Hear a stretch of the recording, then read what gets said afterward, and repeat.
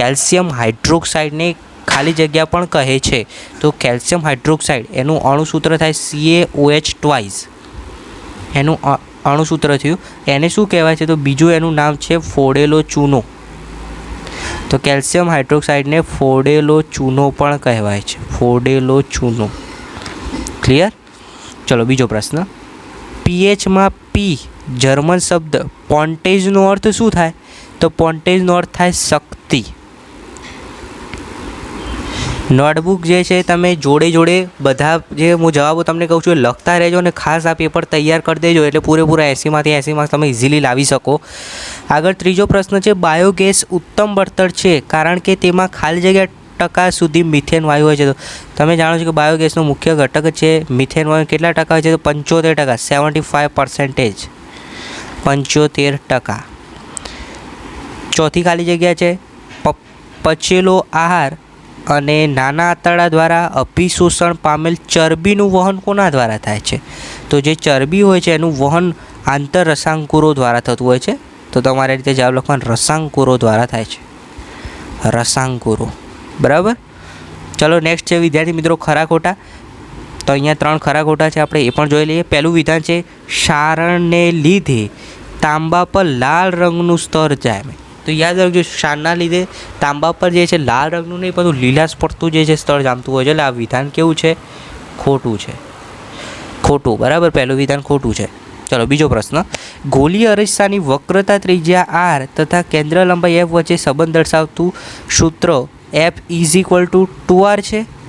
ના. સાચું સૂત્ર શું છે? r = 2f. સાચું સૂત્ર આવી રહ્યું છે. તો આ કેવું થયું? ખોટું. તો આ વિધાન કેવું છે ભાઈ? ખોટું છે.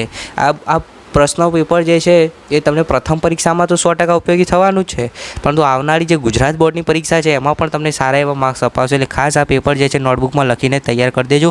7મો પ્રશ્ન છે શરીરની સમસ્થિતિ અને સંતુલન માટે જવાબદાર અનુમસ્તિષ્ક છે. હા, સંતુલન આપણા શરીરનું અનુમસ્તિષ્ક કરે છે. એટલે આ વિધાન કેવું છે? 100% સાચું છે. એટલે પહેલાં 2 વિધાન ખોટા છે અને 7મા નંબરનું વિધાન જે છે સાચું છે. હવે વિદ્યાર્થી મિત્રો MCQ જોઈએ. પહેલો પ્રશ્ન છે અપાચાના ઉપચાર માટે કયા પ્રકારની દવાઓ ઉપયોગી છે? તો જ્યારે અપચો થાય છે ત્યારે એન્ટાસિડ દવાઓ આપવામાં આવે છે. તો અહીંયા જવાબ આવશે ઓપ્શન બી, એન્ટાસિડ. બરાબર. નોટબુકમાં લખી દેજો. ચલો બીજો પ્રશ્ન. એક અંતર્ગોળ અરીસા વડે મળતું પ્રતિબિંબ આભાસી, ચત્તુ અને વસ્તુ કરતાં મોટું હોય તો વસ્તુનું સ્થાન ક્યાં હશે? તો સિમ્પલ છે. વસ્તુ એ અરીસાના ધ્રુવ અને મુખ્ય કેન્દ્ર પીની વચ્ચે હશે. અરીસાના ધ્રુવ અને મુખ્ય કેન્દ્રની વચ્ચે. એટલે ઓપ્શન ડી આવશે. 10મા નંબરનો પ્રશ્ન છે નીચેનામાંથી કોણ આહાર શૃંખલાનું નિર્માણ કરે છે? તો આહાર શૃંખલાનું નિર્માણ અહીંયા જુઓ. ઘાસ જે બકરી જે છે એ શું ખાય? ઘાસ ખાય. અને માનવ જે છે બકરી ખાય. એટલે અહીંયા આખી આહાર શૃંખલા રચાશે. એટલે ઘાસ, બકરી અને માનવ.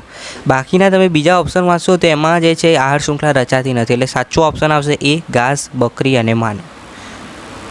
ત્યારબાદ વિદ્યાર્થી મિત્રો જે જોડકું આપ્યું છે ખાસ ધ્યાન રાખજો. વિદ્યુત કોષનું પહેલાં તો એની જે સંજ્ઞા છે એ શું થશે? તો વિદ્યુત કોષની સંજ્ઞા આપણે અહીંયા તમે સ્ક્રીન ઉપર જોઈ શકો છો. જે અહીંયા પ્લસ માઇનસ વાળી C નંબરની છે એ થશે. એટલે પહેલાંમાં C આવે. ત્યારબાદ બીજું જુઓ વિદ્યુત બલ્બ. તો વિદ્યુત બલ્બ માટે બીજા નંબરની જે આકૃતિ એ આવશે. એટલે C પછી B અને અવરોધની A. એટલે CBA હોય એવો ઓપ્શન શોધવાનો છે. તો એવો ઓપ્શન છે ઓપ્શન નંબર B, CBA દર્શાવે છે. એટલે અહીંયા સાચો જવાબ આવશે ઓપ્શન B.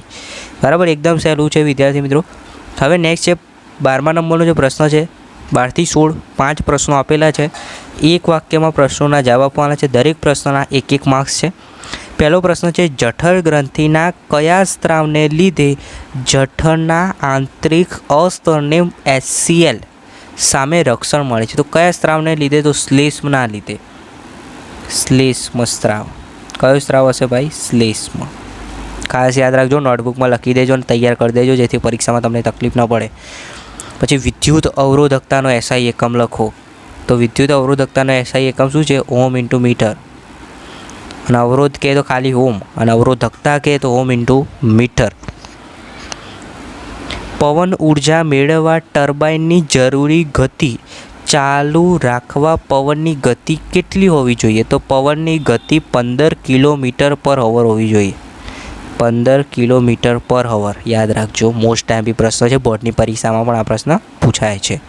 CNSનું પૂરું નામ જણાવવાનું છે. CNSનું પૂરું નામ થશે સેન્ટ્રલ નર્વસ સિસ્ટમ, અથવા તો તમે ગુજરાતીમાં મધ્યસ્થ ચેતાતંત્ર પણ લખી શકો છો.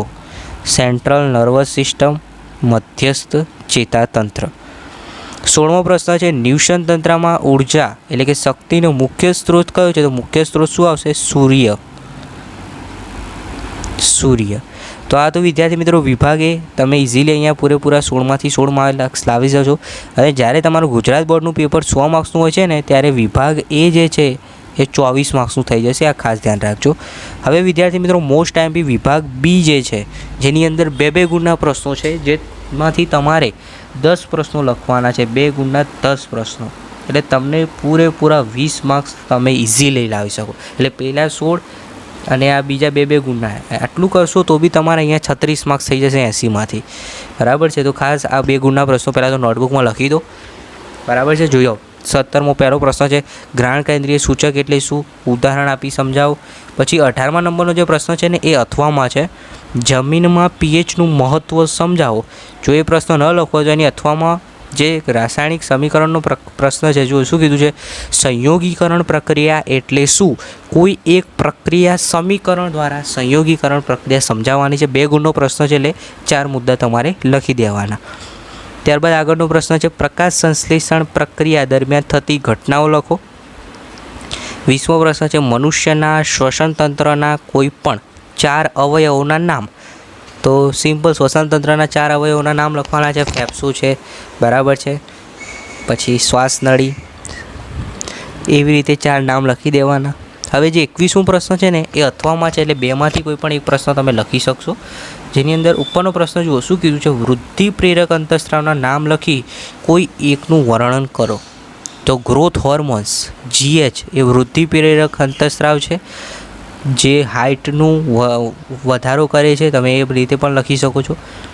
પછી શુક્રપિંડમાં ઉત્પન્ન થતા અંતઃસ્રાવનું નામ આપી તેનું કાર્ય વર્ણવો. તો શુક્રપિંડ જે છે એની અંદર કયો અંતઃસ્રાવ ઉત્પન્ન થાય છે? તો જવાબ આવશે ટેસ્ટોસ્ટેરોન.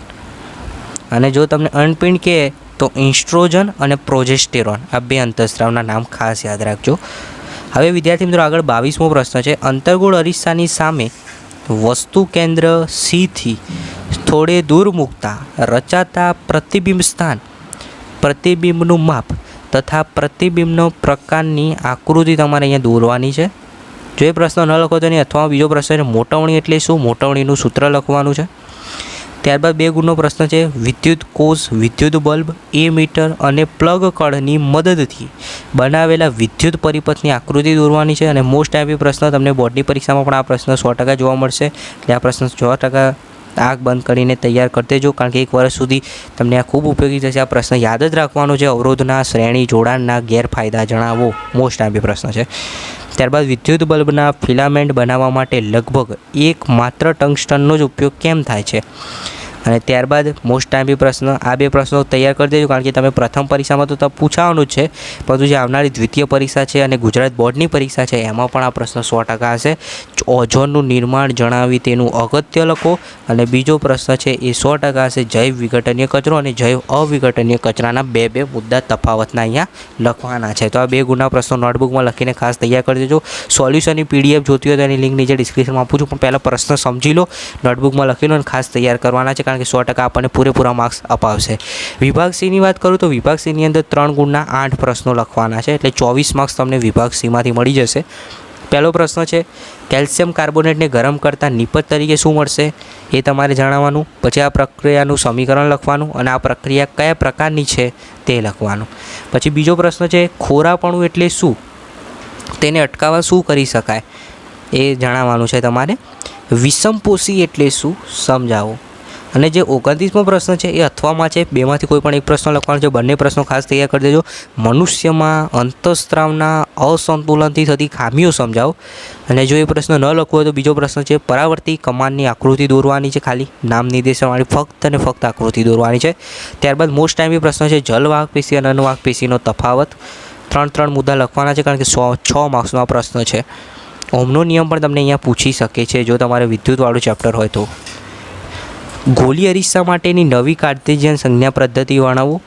લેન્સના પાવર પી વિશે સમજૂતી આપવાની છે. લેન્સના પાવરનો અહીંયા ટોકનો જ લખવાની છે. 3 માર્ક્સનું પ્રશ્ન છે એટલે 6 માર્ક્સ તમારે લખવા પડે. અને બીજો પ્રશ્ન છે જે અથવામાં છે, અવરોધનું શ્રેણી જોડાણ માટે સમતુલ્ય અવરોધનું સૂત્ર તારવો. મોસ્ટ ટાઈમ પ્રશ્ન છે. શ્રેણી જોડાણ અને સમાંતર જોડાણ બંને પ્રશ્નો અત્યારે જ તૈયાર કરી દેજો, કારણ કે તમને 3 પરીક્ષા, પ્રથમ વાર્ષિક પરીક્ષા એટલે કે હવે જે આવે છે આ, અને હવે આગળ આવશે ફેબ્રુઆરી કે માર્ચ મહિનામાં દ્વિતીય વાર્ષિક પરીક્ષા અને છેલ્લે ગુજરાત બોર્ડની પરીક્ષા. 3 પરીક્ષા તમારા માટે ખૂબ ઉપયોગી છે અને ત્રણેય પરીક્ષામાં આ પ્રશ્નો તમને 100% જોવા મળશે. શ્રેણી જોડાણ લખેલું હોય કાં તો પછી સમાંતર જોડાણ માટે સમતુલ્ય અવરોધનું સૂત્ર તારવો. 100% પૂછાશે અને પ્રથમ પરીક્ષામાં પણ પૂછાશે. જોઈ લો, આ લખ્યું અથવામાં છે એટલે બેમાંથી તમને જે એક લખવું એ લખવાનું. અને ત્યારબાદ 34મો મોસ્ટ ટાઈમ પ્રશ્ન છે, સૌર કુકર વિશે ટૂંક નોંધ લખો. હવે વિદ્યાર્થી મિત્રો વિભાગ ડી એટલે કે 4 ગુણનો પ્રશ્ન. 4 ગુણના અહીંયા તમને 5 પ્રશ્નો લખવાના કીધેલા છે એટલે ટોટલ 20 માર્ક્સ તમને અપાવશે. બરાબર, વિભાગ ડીથી તમને 20 માર્ક્સ મળશે જો તમે વિભાગ એ કર્યો, પછી વિભાગ બી અને પછી વિભાગ ડી કરો અને છેલ્લે વિભાગ સી કરો. બરાબર છે, વિભાગ ડી પહેલાં કરજો. મોસ્ટ ટાઈમ આટલા પ્રશ્નો છે. બરાબર, 5 પ્રશ્નો તૈયાર કરી દો એટલે ફટાફટ તમને પૂરેપૂરા માર્ક્સ મળી જાય. આ જ પ્રશ્નો તૈયાર કરી દેજો ખાસ. નીચેના પ્રશ્નોના જવાબ આપો. પહેલો પ્રશ્ન છે, રાસાયણિક પ્રક્રિયા દરમિયાન નિપજનું નિર્માણ કેવી રીતે થાય છે? બીજો પ્રશ્ન છે, કુદરતી વાયુનું દહન એ કયા પ્રકારની રાસાયણિક પ્રક્રિયા છે? બરાબર છે, તેનું સમીકરણ એક દર્શાવી દેવાનું. ત્યારબાદ મોસ્ટ ટાઈમ પ્રશ્ન છે, બ્લીચિંગ પાવડરની બનાવટ, એના ઉપયોગો લખો. અને એ ન લખવો હોય તો એની અથવામાં છે ધોવાના સોડાની બનાવટ તથા ઉપયોગો. હવે વિદ્યાર્થી મિત્રો આગળ જે પ્રશ્ન છે બાયોલોજીનો પ્રશ્ન છે, જીવ વિજ્ઞાનમાંથી પૂછાયેલો છે. મનુષ્યના હૃદયની અંતસ્થ રચના દર્શાવતી નામ નિર્દેશનવાળી આકૃતિ દોરી એનું વર્ણન કરવાનું છે. જો એ ન લખવું હોય તો ઉત્સર્જન તંત્રની આકૃતિ દોરી એનું વર્ણન કરો. એટલે આ 2 પ્રશ્નો મોસ્ટ ટાઈમ છે જે તમને 100% આવનારી પરીક્ષામાં જોવા મળશે અને તૈયાર કરવાના જ છે તમારે. હવે નીચેના પ્રશ્નોના જવાબ આપવાના છે. 4 માર્ક્સનો પ્રશ્ન છે, એના 2 ભાગ પાડી દીધા છે, એ અને બી, એટલે બંને પ્રશ્નોના 2 માર્ક્સ થશે. પહેલો પ્રશ્ન છે, વાહનોના સાઇડ ગ્લાસમાં બહિર્ગોળ અરીસો વપરાય છે એનું વૈજ્ઞાનિક કારણ આપો. અને બીજો પ્રશ્ન છે, અંતર્ગોળ અરીસાના ઉપયોગો લખો. ત્યારબાદ છેલ્લો 4 માર્ક્સનો પ્રશ્ન છે જેની અંદર 2 પ્રશ્નો છે એટલે 2 માર્ક્સના થઈ જશે. બરાબર, 2 માર્ક્સના 2 પ્રશ્નો છે. મહાસાગરમાંથી પ્રાપ્ત થતી ઉર્જાની મર્યાદાઓ અને બીજો પ્રશ્ન છે, પવન ઉર્જાનો ઉપયોગ કરવામાં રહેલી મર્યાદાઓ.